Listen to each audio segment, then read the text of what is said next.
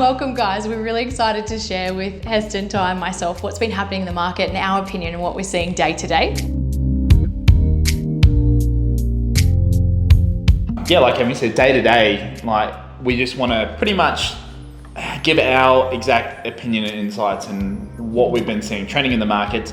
Ty's going to give some stats, and then Emmy's going to share a few of our campaigns that we've done. One of their most recent successful results in Calypso. So yes, Emmy, thank you. 45 Calypso at Middle Ridge, really awesome campaign, really quick campaign. So we did a 21-day auction turnaround campaign. We actually met 28 buyers during the course of 6 open homes. We actually secured a buyer post-auction at the owner's price of $980,000. Beautiful brick 4-bedroom home, incredibly well finished, but very different to the street. I would say it was the absolute gem of the street, and people could see that value. We invited people that had missed out on other properties and also wider market, which was awesome. The owners are thrilled and the buyers are 80, and it's a really nice retiree spot. Why did you run the entire auction campaign? Because obviously it went for a longer duration when you could have closed it prior. Definitely. What I love about that is, myself personally, when I'm selling assets, I think I'm a poker player. I want to keep my cards close and I want to find out what the market really thinks. And I think our job is to maximize the price, particularly in a market that's buoyant. There's still properties that aren't achieving premiums. So what's most important to me is uncovering everyone, leaving no stone unturned. And what we did there is we had offers prior to auction, we had offers cash unconditional on the day, and we also had offers post. So we just gave the owner that choice and picked the best outcome for them. And that's how we secured the buyer. It gives you 3 chances. And I think that's what I love the most. A lot of people mightn't understand auction, but at the moment rates are over 65% of properties are going to auction. Other states are up around 80%. So I think it's a brilliant way to sell. It's very fair and transparent. I think that's what I love the most, is you can see. Especially in such a buoyant market where we're at. But and it's the market speaking in competition. Yeah, because Ty, you were mentioning, so the growth we've had this year.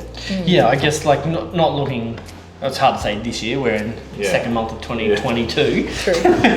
But it's probably over the last 12 months. So just having a look at some stats here. Well, in the 12 months of 2021 there, we've seen upwards between 15 to 20% growth across all varying suburbs there, in comparison to obviously quite a flat market before then, but then that's been our biggest increase in 18 years since 2004, where we saw growth in across a lot of suburbs between 25 to 30% plus, which is interesting there.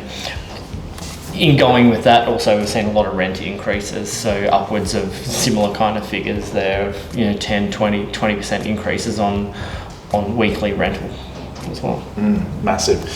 Like, we're doing some research today on a few listings that we just listed now, and we're surprised with that. I and myself and like Ty noticed as well that of the list, even though the market's doing so well and trending so well, we've noticed that there was a fair few sales in there where we thought properties in this particular area should be selling between 6 and 7, but we actually saw a lot of them transacting sub 600, which was in a way agents basically underselling. That's why. And yes, although it may have been an increase or a result that the seller was maybe happy with, but they also left. Well, some of those were like left opportunity, $50,000 on the table. And these were 4-bedroom, 2-bathroom, 2-car, yeah, and not much difference between all the properties. Like, they weren't substantially different at all, and that's why I think it leads to what Emmy was saying at the start when they sold around Calypso, which is why we asked, why did you run the entire campaign? I think leaving no stone unturned is exactly why they got that price. Correct, and it's part of that, and it's that transparency of the agent driving it and understanding what needs to be done. It's not just listing the property, because people are leaving dollars on the table, and they're also not giving the client choice. Our job is to give the client choice, and I think that's something we do very well, and we love to do that way. Yeah, huge. What do you think? What do you guys think with moving forward? Obviously, there's still a lack of stock on the market. Correct. Like, we've listed a fair few in the last week, so we know that from what we can see, it's starting to transition where there's more and more properties coming on.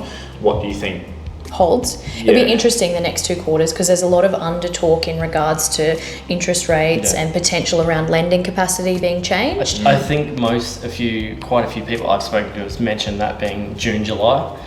That it's there could be a change on the radar. Yeah, it's starting to become evident. Yeah. Yeah, so we'll uncover, see what this next quarter brings, and share more facts with you guys and Yeah. what we're seeing on the ground in real time. Cool. Thanks so much. Thanks Thank heaps. you.